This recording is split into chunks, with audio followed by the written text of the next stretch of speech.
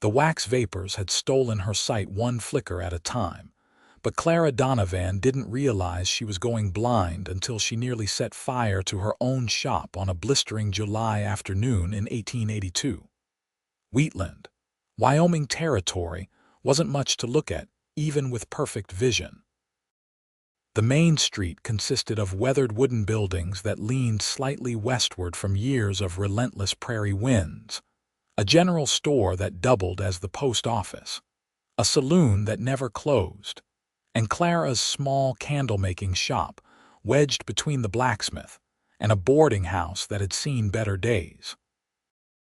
The town had sprung up along the Laramie River after the railroad pushed through, and while it wasn't as wild as some settlements, it had enough rough edges to keep folks honest and alert. Clara had moved to Wheatland 3 years prior, a young woman of 20 arriving alone with nothing but her candle-making supplies and a determination to make something of herself. Her mother had taught her the trade back in Philadelphia, and after both parents succumbed to influenza during the harsh winter of 1879, Clara decided she needed distance from the memories that haunted every corner of that city. She was 23 now, though some days she felt ancient. The shop smelled perpetually of beeswax, tallow, and the various herbs and oils she used to scent her candles. Lavender was popular among the respectable women in town, while the saloon girls preferred rose or jasmine. The ranchers and cowboys who came through bought her plain tallow candles by the dozen, practical and cheap. It was honest work, and Clara took pride in every candle she dipped, molded, or rolled. But lately, the world had begun to blur around the edges. At first, she attributed the haziness to fatigue. She worked long hours, often late into the night when the summer heat finally broke enough to make standing over melted wax bearable. Then she noticed halos around the oil lamps, strange rainbows that shouldn't exist. Reading became difficult. Threading wicks required holding them so close to her face that she occasionally burned her nose on the practice candles. The near disaster happened on a Thursday. Clara was pouring melted beeswax into molds, a task she had performed thousands of times. But her depth perception had deteriorated so badly that she misjudged the distance and knocked over the entire pot. Hot wax splashed across the wooden counter, and a stream of it caught the edge of a cotton wick she had been preparing. Flames erupted instantly. Clara grabbed a nearby bucket of water, but in her panic and compromised vision, she stumbled over a stool and went crashing to the floor. The bucket flew from her hands, water splashing uselessly against the far wall. She could smell smoke, could see the orange blur of fire spreading, and terror seized her chest so tightly she couldn't breathe. "Fire! Someone help!" Her voice came out strangled, desperate. Heavy boots thundered on the wooden sidewalk outside. The door burst open with such force it banged against the wall. A large shape moved past her with surprising speed. Clara heard fabric ripping, then the aggressive slapping of heavy cloth against the counter. The acrid smell of smoke intensified briefly, then began to fade. More slapping sounds. A man's voice, calm but commanding, said something she couldn't quite make out over the ringing in her ears. Then silence, except for her own ragged breathing. "Are you hurt, miss?" The voice was closer now, concerned. A hand touched her shoulder gently. Clara blinked rapidly, trying to clear her vision. The man kneeling beside her was mostly a blur of brown and tan, but she could make out a strong jaw, dark hair, and eyes that seemed kind. Her eyes watered from the smoke and something else, something that felt dangerously close to despair. "I'm not hurt," she managed. "The fire, out, ruined your counter pretty good and I had to sacrifice my duster, but it's out." He helped her to her feet with steady hands. "Name's Hayes Jackson. I was passing by when I heard you call out. Clara Donovan, I own this shop." Her voice wavered. Or what's left of it. Hayes Jackson looked around the small space with an assessing eye that Clara wished she still possessed. She could feel his gaze taking in the shelves of candles, the workspace, the burnt counter, and finally settling back on her. He was quiet for a long moment. "You've got a good setup here," he said finally. "This counter can be fixed. You've got inventory that's undamaged. Could have been a lot worse." Clara laughed, but it came out bitter. "Could it have? I nearly burned down half the block because I couldn't see what I was doing. I'm going blind, Mr. Jackson. The wax fumes, the constant exposure to smoke and heat, working by candlelight for years on end. The doctor in Cheyenne told me last month that the damage is irreversible. Every day I see a little less than the day before. How much worse does it need to get?" The words tumbled out before she could stop them. She hadn't told anyone else in Wheatland about her failing vision. It felt like admitting defeat, like accepting that the life she had built here was crumbling just as surely as her eyesight. Hayes was quiet again, and Clara felt heat rise to her cheeks that had nothing to do with the fire or the summer temperature. She had just unloaded her troubles on a complete stranger who had saved her shop. "What must he think of her?" "I'm sorry," she said quickly. "That was inappropriate. You saved my livelihood, and I repay you by complaining. Please let me compensate you for your coat. Keep your money, Miss Donovan." His voice had a roughness to it, like wind over prairie grass. "I've got another coat. What I'm wondering is what you plan to do about all this." Clara moved carefully back to her workspace, running her hands over the charred wood of the counter. The texture told her what her eyes couldn't quite process. The damage was extensive. She would need to replace at least part of it, and she wasn't sure she had the funds. Business had been declining as her vision worsened. She had made mistakes, sent customers home with the wrong candles, miscalculated prices. Word got around in a small town. "I suppose I'll have to close the shop," she said, each word feeling like a small death. "Sell the equipment and inventory for whatever I can get. Maybe find work as a seamstress or a cook, something that doesn't require perfect vision, though I'm not sure how long I'll be able to do even that."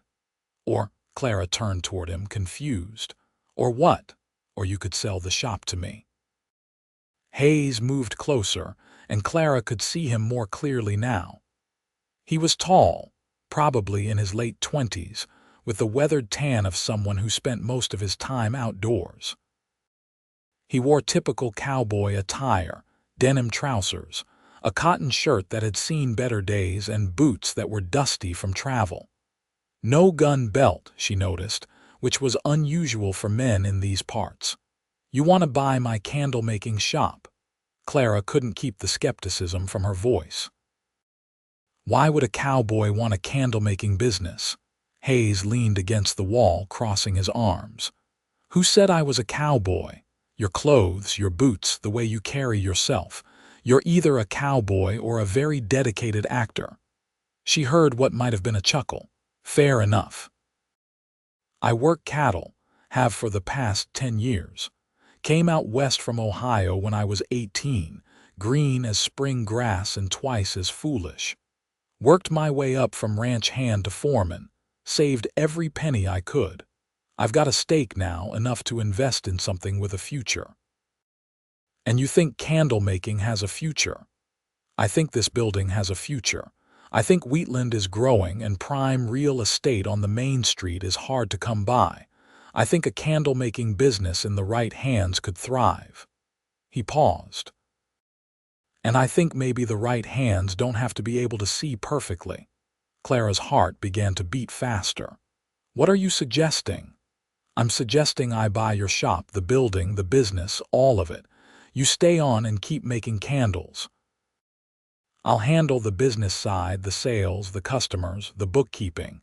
You focus on the craft itself, the parts you can do by feel and experience. We split the profits." It was insane. Clara had known this man for all of 15 minutes, and he was proposing a business partnership based on nothing more than a fire and a conversation. She should refuse immediately, send him on his way with thanks for his help and nothing more. Why? The question came out as barely a whisper. Why would you do this for a stranger? Hayes pushed off from the wall and came closer.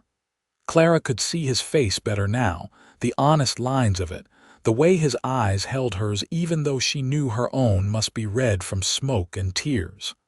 My mother went blind, he said quietly. Happened slowly over years. She was a seamstress, did beautiful work. As her sight failed, my father tried to convince her to stop working, said he would provide for the family. But that work was part of who she was.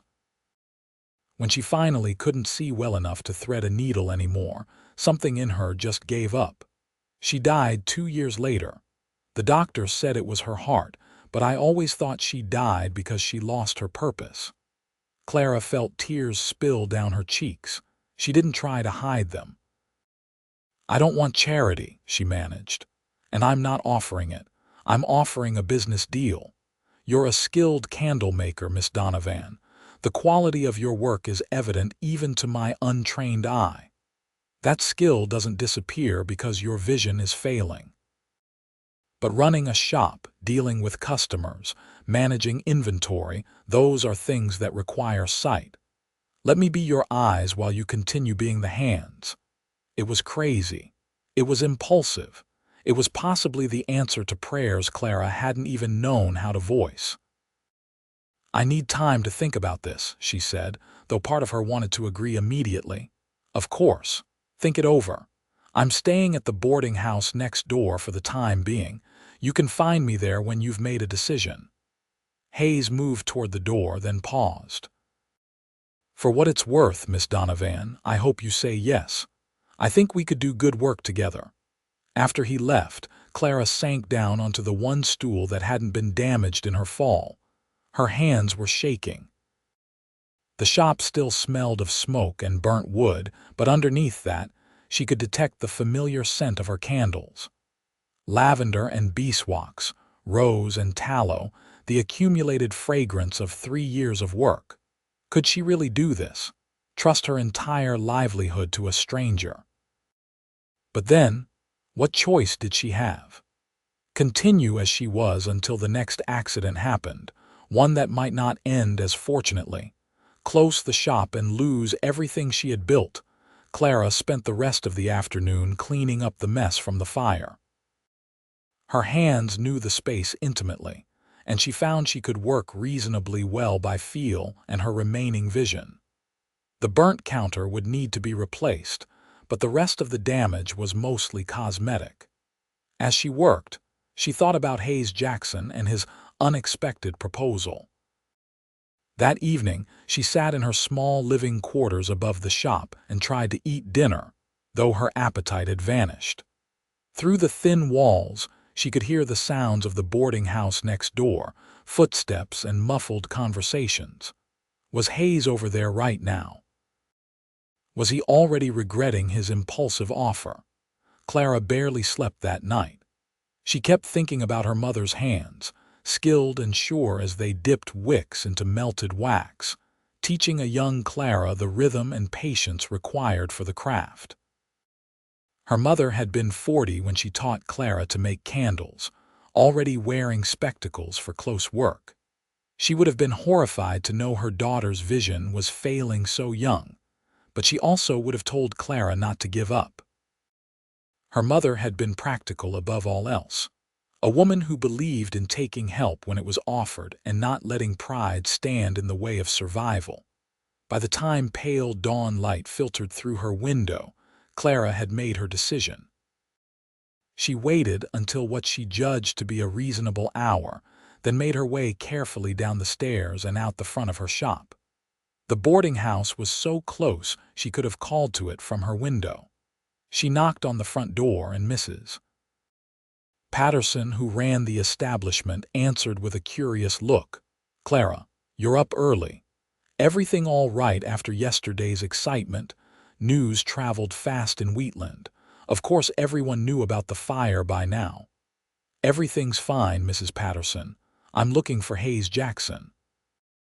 "I believe he's a guest of yours." "He is indeed. Took a room just yesterday. Let me fetch him for you." Clara waited in the small front parlor, her hands twisted together nervously. When Hayes appeared, he looked like he had been awake for a while, dressed and alert despite the early hour. "Miss Donovan, I hope nothing else has gone wrong." "No. I just wanted to give you my answer. If your offer still stands, I would like to accept it. I want to sell you my shop and enter into the partnership you described." The smile that spread across Hayes' face was genuine and warm. Clara could see it even with her compromised vision, a brightness that made something flutter in her chest. "The offer stands," he said. "Let's discuss terms." They spent the next several hours going over details. Hayes proved to be surprisingly knowledgeable about business matters, asking questions about her suppliers, her costs, her customer base. He examined her ledgers with a careful eye and didn't flinch at the declining sales figures from recent months. "We can turn this around," he said confidently. "First thing we do is get that counter repaired. Then we're going to reorganize the shop to make it easier for you to work safely. Everything in its place, consistent and reliable. We'll develop a system." "You've thought about this," Clara observed. "I spent most of last night thinking about it," Hayes admitted. "I meant what I said. I think this could work." They agreed on a price for the shop that was more than fair. Hayes would own the building and the business itself, but Clara would retain a 40% share of all profits in exchange for her continued work as the Candlemaker. He would handle everything else, from sales to supply ordering to customer relations. They would give it a trial period of 6 months, after which either party could dissolve the arrangement if it wasn't working. "I'll need to go to Cheyenne to arrange the bank transfer," Hayes said. "That'll take a few days. In the meantime, keep the shop closed. Rest. When I get back, we'll start fresh." Clara agreed, though the thought of not working made her anxious. Work had been her constant companion, her purpose, for so long. Hayes left for Cheyenne the next morning on the early train. Clara spent the time cleaning her shop more thoroughly than she had in months, organizing her supplies, taking inventory. She was surprised to find she had more stock than she realized. Her failing vision had made it hard to assess her own inventory accurately. She also found herself thinking about Hayes more than was probably appropriate for a new business partner. There was something about him that set her at ease, a steady competence that made her want to trust him. He was handsome too, though she scolded herself for noticing. This was a business arrangement, nothing more. Hayes returned 3 days later with legal papers, bank documents, and a carpenter in tow. The carpenter, a weathered man named Tom who apparently owed Hayes a favor from some past good deed, got to work on the counter immediately. "Built to last this time," Tom promised, "and I'm adding some safety features. Heat-resistant surfaces here and here, raised edges to prevent spills, better ventilation in the workspace." Mr. Jackson was very specific about what he wanted. Clara was touched by the thoughtfulness. Hayes had clearly considered her needs carefully. As Tom worked on the counter, Hayes began reorganizing the shop. He described everything he was doing, creating a mental map for Clara. Finished candles on the shelves to the right as you enter, organized by type and scent. Supplies in the back room, heavy items on the floor level, lighter items on the shelves. Your workspace will be set up so everything you need is within arm's reach, same place every time. If you can develop a routine, muscle memory will compensate for what your eyes can't do. "You really have thought of everything." Hayes paused in his work. "I watched my mother struggle. I was young and foolish then, didn't understand how to help her, but I learned. I learned that disability doesn't mean inability. It just means finding different ways to do things. Over the following days, a routine emerged. Hayes would open the shop each morning, greeting customers and handling sales. Clara worked in the back, creating new inventory. Hayes had invested in higher quality materials, better beeswax, finer wicks, essential oils for scenting. The improvement in her raw materials made a noticeable difference in the final product. "If we're going to do this, we're going to do it right," Hayes explained. "Quality over quantity. We'll charge more, but we'll deliver candles that are worth it." He was right. Within 2 weeks of reopening under the new arrangement, they had more business than Clara had seen in months. Hayes had a natural way with customers, charming without being obsequious, honest about the products without overselling. He listened to what people wanted and helped them find exactly the right candle for their needs. Clara found herself listening to his interactions with customers from her workspace, learning the cadence of his voice, the way he laughed at jokes, the patience he showed even with the most difficult patrons. She had always been competent with customers, but never comfortable. Hayes seemed to genuinely enjoy the human interaction. One afternoon in late August, about a month after their partnership began, Hayes brought lunch back to the shop from the restaurant down the street. This had become their routine. They would close for an hour midday, eat together, and discuss business. "We need to think about expanding our product line," Hayes said, unwrapping sandwiches. "I've had several customers ask about lamp oil. We've got the space and the expertise to blend our own." Clara considered this. "I've never made lamp oil, but the principles are similar to some of the processes I use. We would need different equipment, though." "I can arrange that. There's a supplier in Denver who could have what we need here within 2 weeks." Hayes paused. "What do you think? Is it something you'd be interested in learning?" "I think so. It would be nice to diversify. Candles are becoming less essential as more homes install oil lamps. If we can provide both, we're covering all our bases." They discussed the details, the costs and potential profits, the space they would need.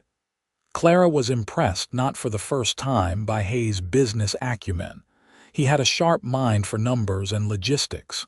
"Where did you learn all this?" she asked. "Most cowboys I've met can barely raid." Hayes was quiet for a moment. "My father ran a general store back in Ohio.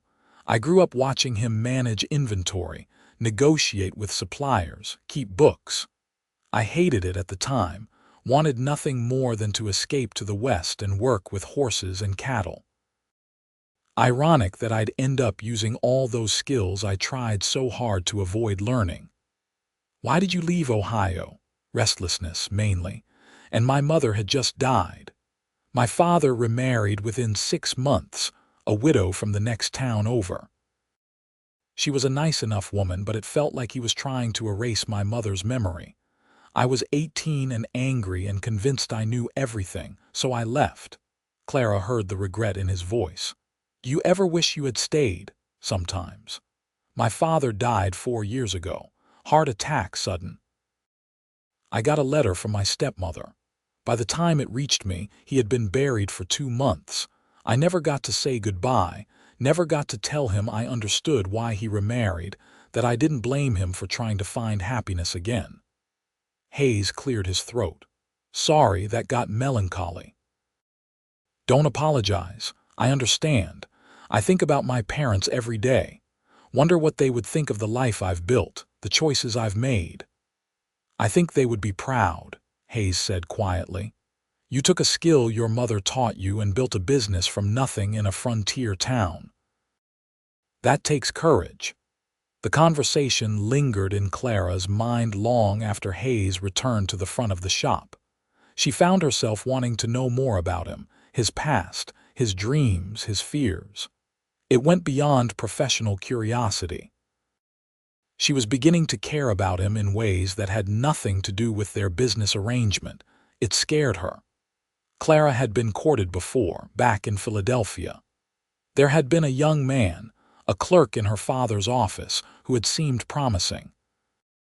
But after her parents died and she announced her intention to go west, he had made his disapproval clear.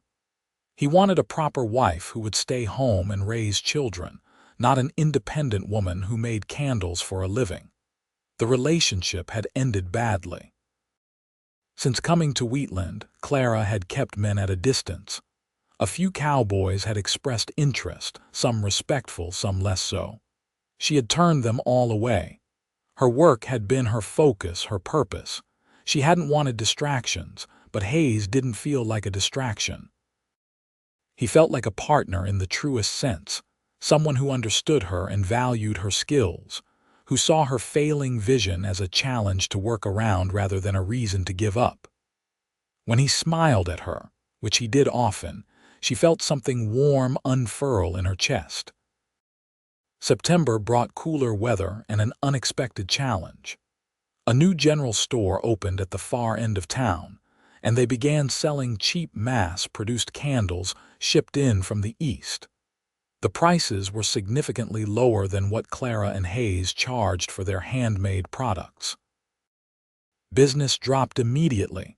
Customers who had been praising their quality just weeks before now grumbled about the cost. "We can't compete on price," Clara said, feeling discouraged. "Those factory candles cost half what ours do." Hayes was undeterred. "We don't compete on price. We compete on quality and service. Tomorrow, I'm going to every business and household in Wheatland with a proposition. We'll provide custom candles, specific scents and sizes for their individual needs. We'll offer free delivery, and we'll guarantee our product. If anyone isn't satisfied, full refund, no questions asked." That sounds expensive. It's an investment. Trust me. Clara did trust him, she realized. Somewhere over the past 2 months, that trust had become absolute. Hayes made good on his plan. He spent the next week visiting every potential customer in Wheatland and the surrounding ranches. He came back with orders for custom candles, special scents blended for specific purposes. The owner of the saloon wanted candles that would mask the smell of tobacco and whiskey. The church wanted pure beeswax candles for their altar, unscented but long-burning. Several ranchers wanted bulk orders of durable tallow candles. Clara worked longer hours, creating custom blends, experimenting with new techniques. Hayes was always there, describing colors she could no longer see clearly, helping her mix scents in precise proportions, testing burn times and recording results. They fell into an easy rhythm, working side by side. Sometimes they would talk for hours, sharing stories and dreams.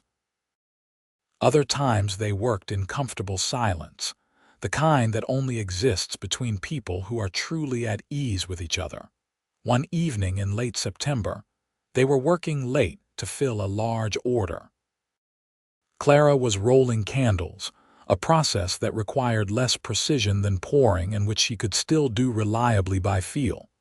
Hayes sat nearby, trimming wicks and packaging finished candles. "Can I ask you something personal?" Hayes said suddenly. Clara's hands paused briefly before resuming their work. "Of course. Do you ever think about the future, about what happens when your vision is completely gone?" It was a question Clara had been avoiding, even in her own thoughts. "I try not to, it's frightening." "You don't have to be frightened. I'll be here." Something in his tone made Clara set down the candle she was working on. "Hayes," she heard him stand, heard his footsteps crossing the small space between them. Then his hand was touching hers, warm and calloused and gentle. "I know this started as a business arrangement," he said quietly. "And if that's all you want it to be, I'll respect that. But Clara, somewhere along the way, this became more than business for me. You've become more than a partner." Clara's heart was racing. "What are you saying?" "I'm saying I care about you, more than I've cared about anyone in a very long time. I'm saying that when I think about the future, I see you in it, not just as a business partner but as something more. If you're willing, if you feel even a fraction of what I feel. Clara's throat was tight with emotion. I feel it, she whispered. I've been feeling it for weeks now, but I'm going blind, Hayes. Eventually, I won't be able to see your face at all. I'll be dependent on you for so many things. How can you want that? Hayes' other hand came up to cup her cheek. She could see his face, blurred but close, and the tenderness in his expression was unmistakable. You think your value lies in your vision, in what you can see. Clara, I fell for the woman who builds a business from nothing, who creates beauty with her hands, who faces her fears with courage every single day. Your eyes are just one small part of who you are. And yes, you might need help with some things as your sight fades.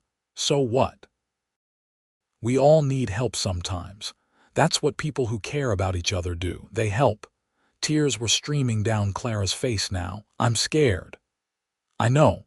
I'm scared too. This matters to me, you matter to me, and that's terrifying. But I think we could be good together. I think we already are. Clara leaned into his touch, letting herself feel the warmth of his hand against her face, the solidness of his presence.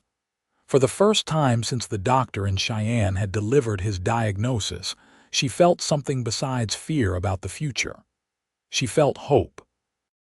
I would like to try, she said softly, to be more than partners, if you're sure. I've never been more sure of anything. Hayes leaned down and kissed her, gentle and sweet and full of promise. Clara's remaining vision blurred further as she closed her eyes, but it didn't matter. She could feel his lips on hers, his arms wrapping around her, the steady beat of his heart against her chest. Some things didn't require sight to understand.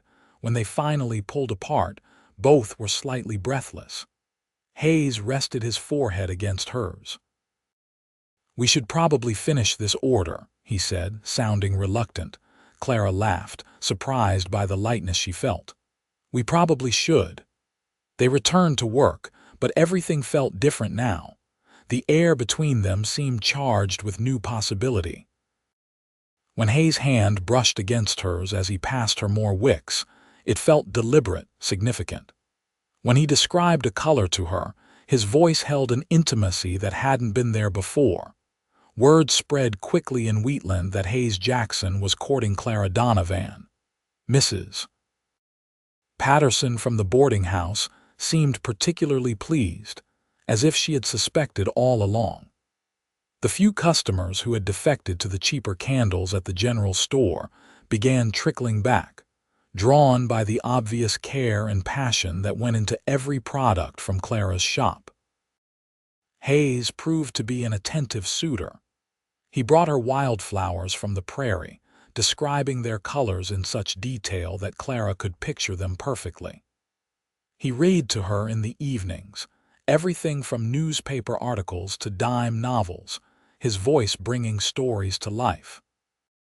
He learned her routine so well that he could anticipate her needs before she voiced them, moving obstacles from her path, ensuring her workspace was always exactly as she needed it. But he never made her feel helpless or pitied. When Clara insisted on doing something herself, even if it took longer or required adaptation, Hayes respected that. He seemed to understand instinctively the difference between helpful support and smothering overprotection. October brought the first frost and a new development. Hayes hired a young woman named Sarah to help in the shop. Sarah was 17, the daughter of a rancher who had fallen on hard times. She was eager to learn and thrilled to have employment that didn't involve farm work. I can't be in the front of the shop every minute, Hayes explained to Clara. Not if we're going to expand like we've been planning. Sarah can handle basic sales and customer service, which frees me up to focus on supply management and the business side. Plus, she's eager to learn candle making. You could teach her if you're willing. Clara was willing. She had been thinking about the future, about what would happen if her vision deteriorated to the point where she couldn't work at all. Having someone else who knew the craft would ensure the business could continue. It was practical, but teaching Sarah also proved to be deeply satisfying. The girl was quick to learn and patient with the tedious parts of the process.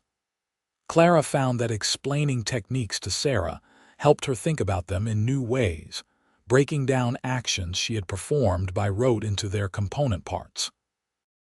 "You're a natural teacher," Hayes observed one evening after Sarah had gone home. "She's learned more in 2 weeks than some people learn in months." "She reminds me of myself at that age," Clara said, "so eager to prove herself to be useful." Hayes pulled her close and Clara settled against his chest, feeling safe and content. They had fallen into the habit of spending evenings together after the shop closed, sometimes working, sometimes just talking, always together. "I want to marry you," Hayes said suddenly. Clara pulled back to look at him, wishing she could see his expression more clearly. "What? I know it's only been a few months. I know we're supposed to wait longer, do things properly. But Clara, I'm 28 years old. I've waited my whole life to find someone who makes me feel the way you do. Why should we wait any longer? Hayes, are you sure? Once we're married, you'll be responsible for me. If my condition worsens, if I become a burden." "Stop." His voice was firm but gentle. "You could never be a burden. And I'm not proposing out of some sense of responsibility or pity. I'm proposing because I love you, because I want to build a life with you, face whatever comes together, because the thought of going back to the boarding house every night instead of staying here with you is becoming unbearable." Clara's heart was so full she thought it might burst. "I love you too, so much it frightens me sometimes. Is that a yes?" "Yes. Yes, I'll marry you." Hayes let out a whoop of joy and spun her around, both of them laughing. When he set her down, he kissed her thoroughly, and Clara felt desire kindle in her belly, warm and insistent. They were both breathing hard when they finally pulled apart. "We should wait," Hayes said, though he didn't sound convinced, "until after the wedding. Do things properly." "We should," Clara agreed, equally unconvincing. They waited, but just barely.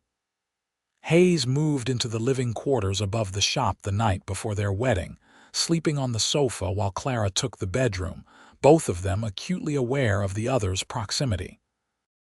They were married on a bright November morning by the circuit judge who passed through Wheatland once a month. It was a small ceremony, held in the shop surrounded by candles.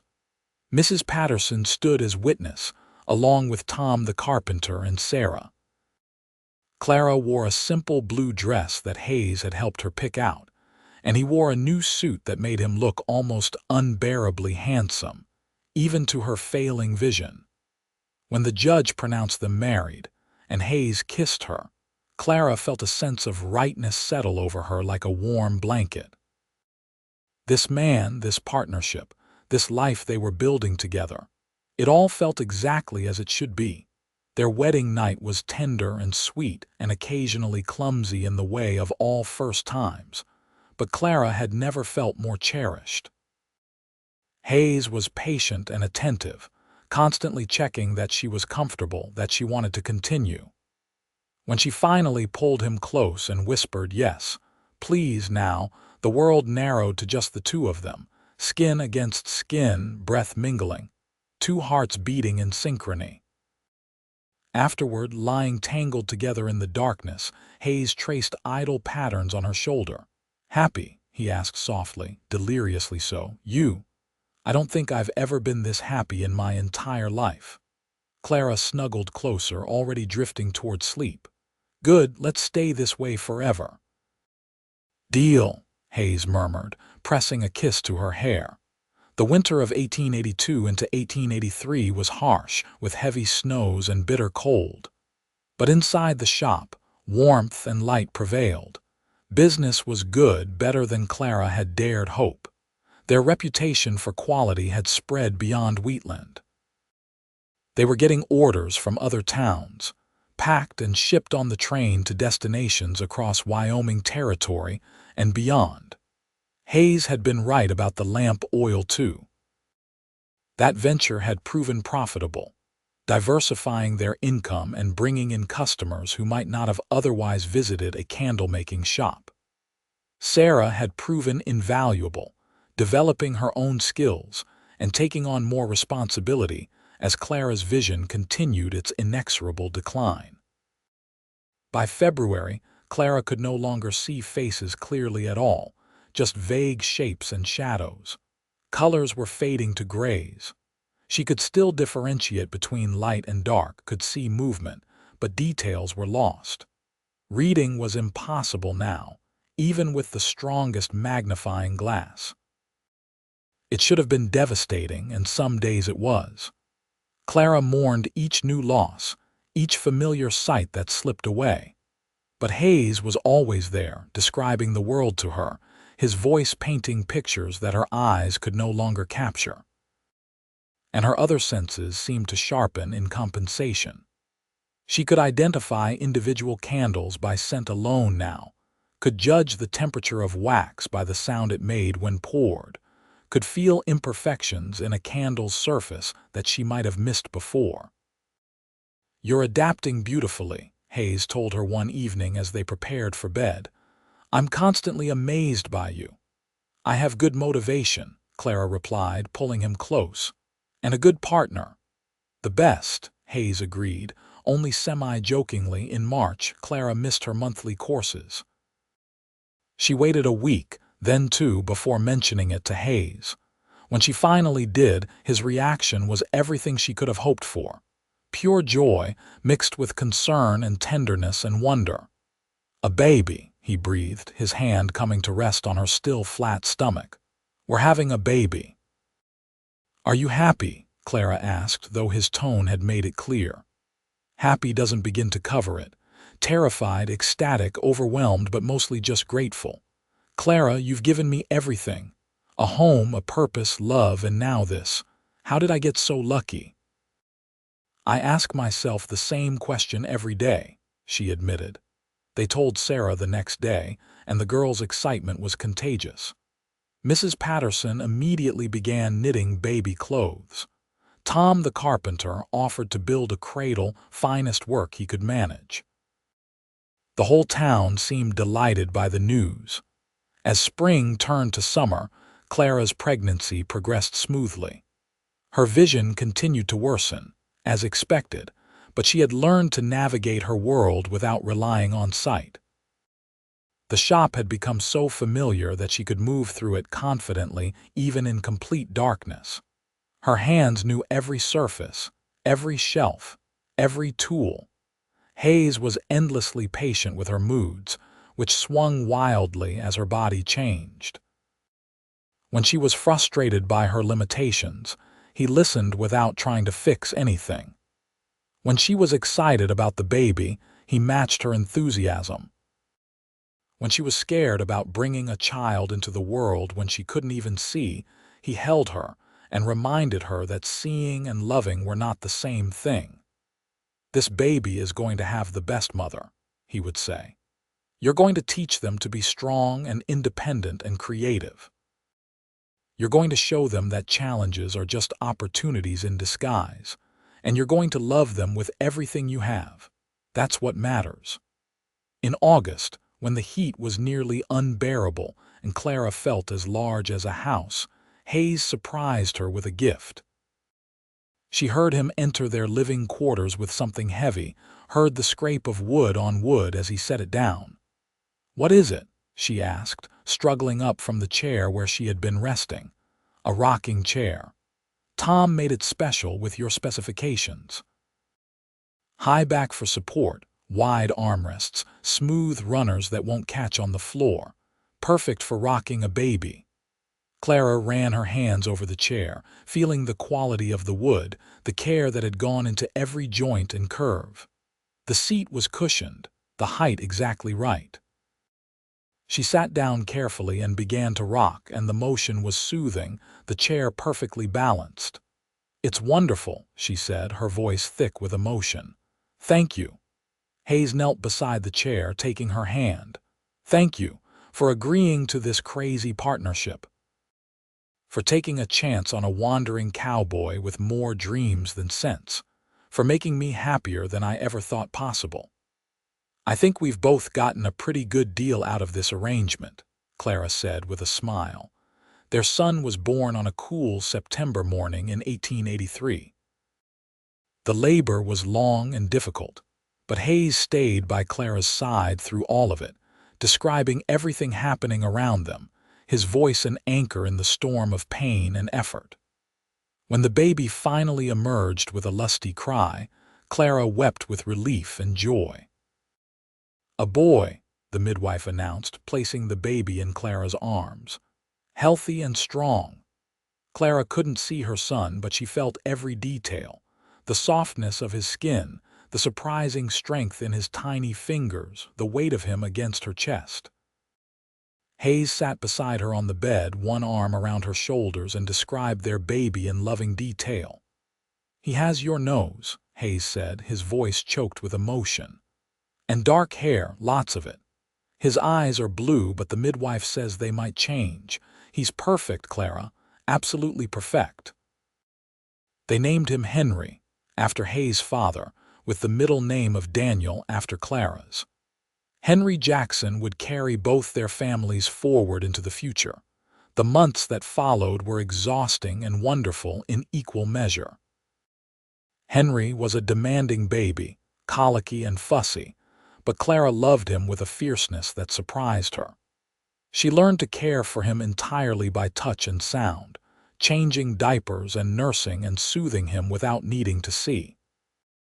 Hayes helped whenever he could, taking night feedings with bottles of expressed milk, walking the floor with Henry when he wouldn't settle, marveling at every small development. Sarah proved invaluable during this time, taking on even more responsibility in the shop. At 18 now, she had become a skilled candlemaker in her own right, capable of handling most orders independently. This allowed Clara to focus on motherhood without worrying that the business would suffer. "I don't know what we would do without her," Clara said to Hayes one evening. Henry was finally asleep in his cradle, and they were enjoying a rare moment of peace. "We should think about making her a partner," Hayes suggested. "She's earned it, and it would ensure she stays with us long term.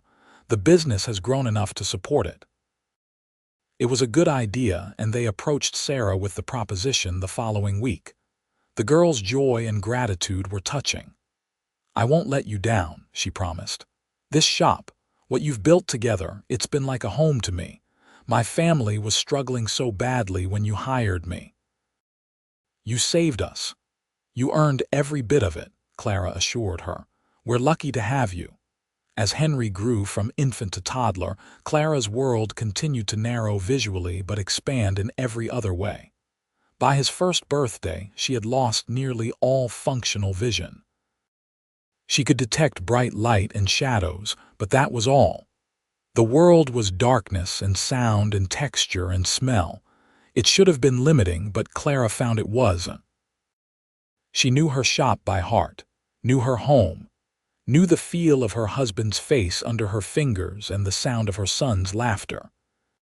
She could identify people by their footsteps, could navigate Wheatland's Main Street with only a cane for guidance, could create candles that customers praised as the finest they had ever seen. "You've never let it stop you," Hayes observed on their second wedding anniversary. They were in bed, Henry finally asleep in the next room, enjoying stolen intimacy. "Not once have I seen you give up." Clara traced the line of his jaw, feeling the roughness of stubble, the warmth of his skin. "I thought about giving up before you came along. That day of the fire, I was so close to just accepting defeat. Then you walked in and offered me something I didn't even know I needed." "What was that?" "Light. You gave me light when my world was going dark. Not vision, but something better. Hope, purpose, love. The kind of light that doesn't depend on eyes to see." Hayes caught her hand and kissed her palm.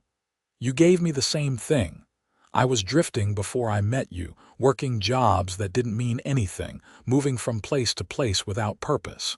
You gave me a home, a family, a reason to stay. Do you ever regret it? Giving up the cowboy life? Not for a second. This is the life I was meant for. You're who I was meant to find. They made love slowly, tenderly, knowing each other's bodies so well now that words were unnecessary. Afterward, Clara lay in Hayes' arms and felt completely at peace. The years that followed brought more changes. Henry grew into a bright, curious child with his mother's determination and his father's easy charm. Sarah married Tom the carpenter in 1885, and they had their first child the following year. The shop expanded again, taking over the space next door when the blacksmith retired and moved to Denver. Clara taught Henry to make candles as soon as he was old enough to safely work with wax. She wanted him to understand her craft, to know that blindness didn't equal helplessness. Hayes worried that she was pushing too hard, but Clara insisted. "He needs to see that I'm capable," she explained. "That I contribute. I don't want him to think of me as fragile or limited." "I don't think there's any danger of that," Hayes said dryly. "You're the least fragile person I know." By 1888, the candle-making business had become the most successful enterprise in Wheatland. They employed 4 people in addition to Sarah, produced candles and lamp oil that were shipped across the Western Territories, and had a reputation for quality that brought customers from hundreds of miles away. Clara was 30 now, Hayes 34. They had built something remarkable together, a partnership that had exceeded both their expectations. The shop that Clara had nearly lost to fire and failing vision had become a thriving business that supported multiple families. One autumn evening, after closing the shop for the day, Hayes led Clara upstairs to their living quarters. Henry was spending the night with Sarah and Tom, giving them rare privacy. "I have something for you," Hayes said. Clara heard paper rustling, felt something being pressed into her hands. It felt like a book, leather-bound and substantial.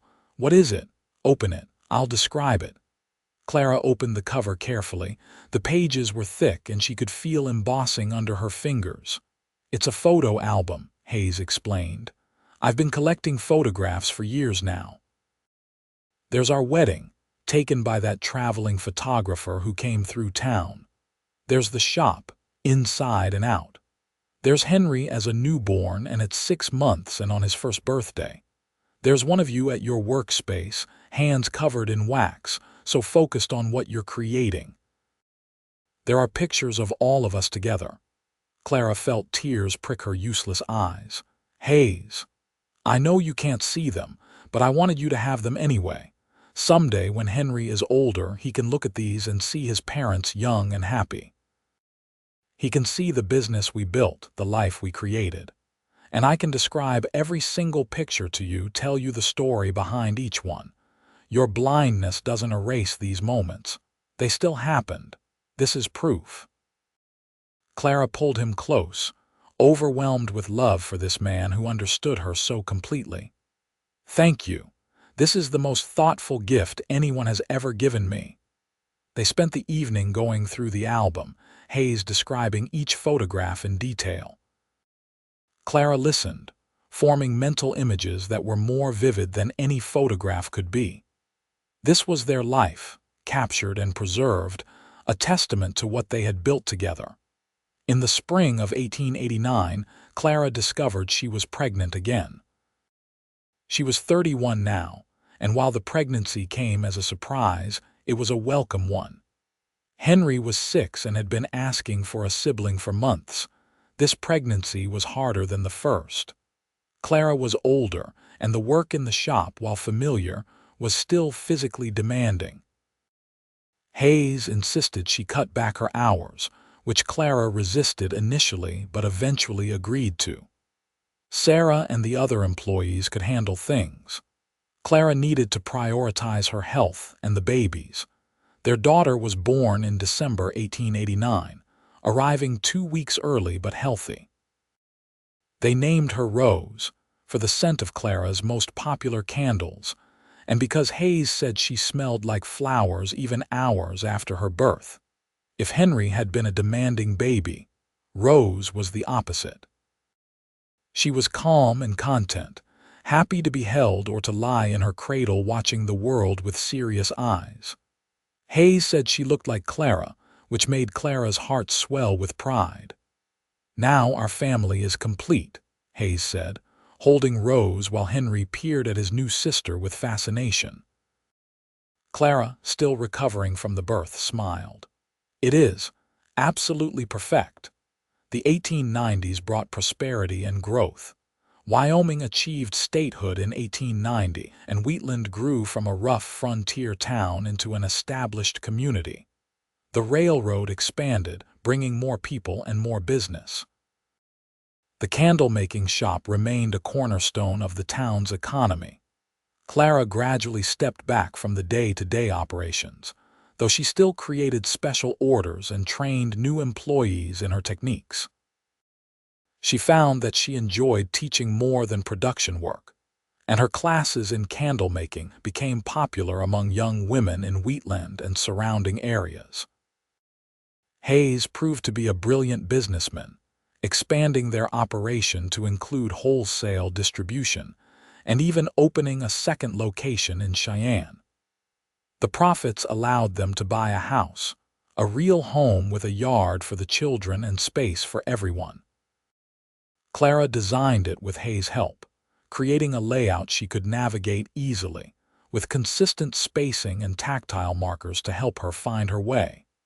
Henry grew into a responsible young man with his father's head for business and his mother's creativity. Rose was quieter but equally talented, showing an early aptitude for music that surprised and delighted everyone. Hayes bought her a piano when she was 7, and the sound of her practicing filled their home with beauty. In 1895, Clara turned 37 and Hayes turned 41. They had been married for 13 years, had built a business empire from a single struggling shop, had raised 2 remarkable children, and had loved each other through every challenge and triumph. One evening, sitting on their porch as the sun set, casting warmth Clara could feel but not see, Hayes took her hand. "You ever think about that day?" he asked.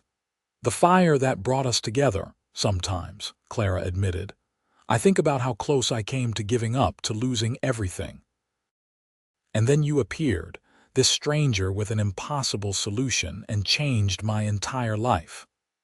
I think about it too. I almost didn't stop in Wheatland that day. I was planning to ride through to the next town, but something made me pause, made me want to explore. Then I heard you cry for help and everything changed." "Fate," Clara said softly, "maybe, or maybe just luck.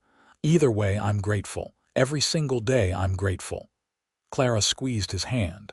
"Me too. You gave me light when I was going blind, Hayes. Not just the business, not just security. You gave me hope and love and a future I couldn't have imagined. And you gave me a home, a purpose, a family, everything I never knew I needed." They sat in comfortable silence as the evening deepened. Inside, they could hear Henry helping Rose with her homework, their voices a pleasant murmur. The scent of dinner cooking drifted out from the kitchen. From somewhere down the street, a dog barked. Ordinary sounds of an ordinary evening in an extraordinary life. As the years continued to pass, Clara and Hayes grew older together, their love deepening with each passing season. The business continued to thrive under Henry's capable management when he came of age, and Sarah's children eventually joined the family enterprise as well. Rose pursued her music, eventually becoming a piano teacher and bringing joy to countless students.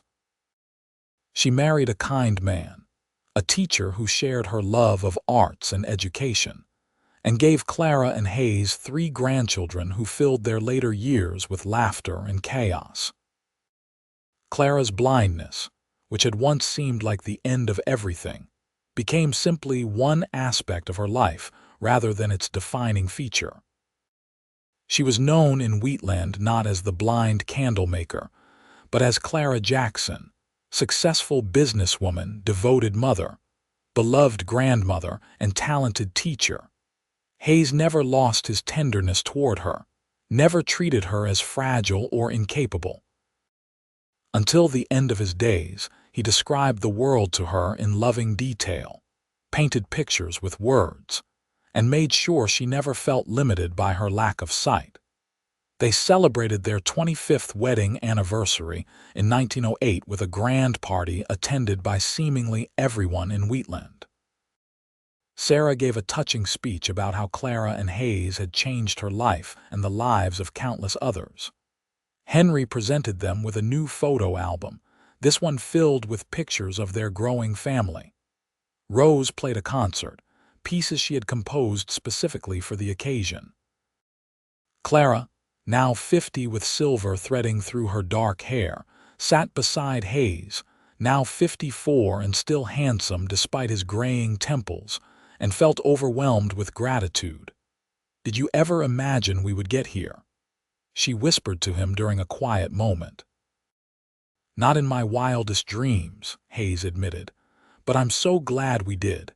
Every moment has been worth it, the struggles, the challenges, all of it, because it brought us here to us. I love you," Clara said simply. "More now than even on our wedding day, and I didn't think that was possible."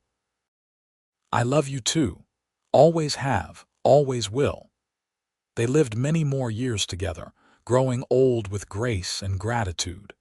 Hayes passed away peacefully in 1920 at the age of 66, with Clara holding his hand and their children and grandchildren gathered around. His last words were, "You gave me light," echoing what Clara had said to him so many years before. Clara mourned him deeply, but didn't let grief consume her. She continued teaching, continued being an active presence in her grandchildren's lives, continued finding joy in the world even without sight or her beloved partner. When Clara finally passed away in 1925 at the age of 67, she was surrounded by family in the house she and Hayes had built together. Her last conscious thought was of a summer day in 1882, when a cowboy had walked into her burning shop and changed everything. The candle-making business continued for generations, always bearing the Jackson name, always maintaining the standards of quality and care that Clara and Hayes had established. The building on Wheatland's Main Street stood for over a century, a testament to what could be built when two people found each other at exactly the right moment. Their story became something of a legend in Wheatland. People told it to illustrate the power of love, the importance of seeing beyond limitations, the way strangers could become family. Young couples starting businesses together would invoke Clara and Hayes's names for luck. Parents would tell their children about the candlemaker who went blind and the cowboy who gave her light, using it as a lesson about perseverance and partnership. But for those who knew them, who had witnessed their love firsthand, the story was simpler and more profound. It was about two people who had needed each other, found each other, and built a life together that exceeded anything either could have accomplished alone. It was about how the greatest gifts sometimes come from the most unexpected places, how crisis can become opportunity, how love can illuminate even the darkest corners. It was about seeing with more than eyes, about building with more than hands, about creating light that never fades. In the end, it was simply a love story. The best kind, the real kind, the kind that endures long after the final candle burns out and the last light fades. The kind of love that becomes legend, not because it was perfect, but because it was true. Years after both Clara and Hayes had passed, their great-grandchildren would find the photo albums Hayes had made, the business ledgers with Clara's early entries and Hayes' later ones, letters they had written to suppliers and customers, and small mementos preserved with care. They would piece together the story of how a struggling candlemaker and a wandering cowboy had found each other in a frontier town and built something that lasted generations. They would run their fingers over candles made using techniques Clara had developed, sit in the rocking chair Tom had built that had soothed countless Jackson babies to sleep, and walk through the expanded shop that had started with one small room and a desperate hope. And they would understand that what Clara and Hayes had created wasn't just a business or a family, but a legacy of love, resilience, and the unwavering belief that the right person at the right time could change everything. That sometimes, when the world goes dark, the greatest light comes not from candles or lamps or the sun itself, but from the hand reaching out to hold yours, the voice describing beauty you cannot see, the heart that chooses to stay even when leaving would be easier. The candlemaker had been going blind from her work, and a cowboy had bought her shop and given her light. But what they had truly given each other was so much more. They had given each other purpose, partnership, passion, and a love that proved brighter and more enduring than any candle ever made. They had shown that disability didn't mean inability, that challenges could become opportunities, and that the best stories often begin with a crisis, and a stranger who turns out to be exactly what you needed. Their love had illuminated not just their own lives, but the lives of everyone they touched, spreading light through generations, a flame that refused to be extinguished by time or hardship or even death itself. And in that light, which still burns in the hearts of those who remember their story, Clara and Hayes Jackson live on, forever young, forever together, forever proving that love, true love, is the brightest light of all.